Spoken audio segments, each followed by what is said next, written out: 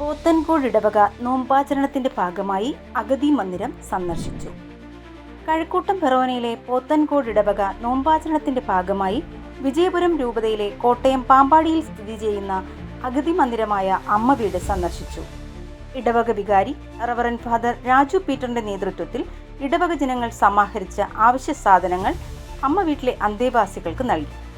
സന്ദർശനത്തിൽ reverend father Raju പീറ്ററിന്റെ കാർമ്മികത്വത്തിൽ അന്തേവാസികളോടൊപ്പം ദിവ്യബലി അർപ്പിച്ച് അവരോടൊപ്പം ഭക്ഷണത്തിൽ പങ്കുചേർന്നു.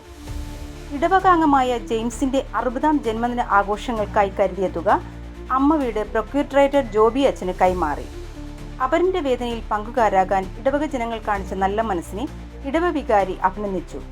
പല സംസ്ഥാനങ്ങളിലുമുള്ള സ്ത്രീകളും പുരുഷന്മാരുമടങ്ങുന്ന 160ഓളം അന്തേവാസികൾ താമസിക്കുന്ന അഗതി മന്ദിരം ഹൊറാൾഡ്സ് ഓഫ് ഗുഡ് ന്യൂസ് വൈദികരാണ് നടത്തുന്നത്.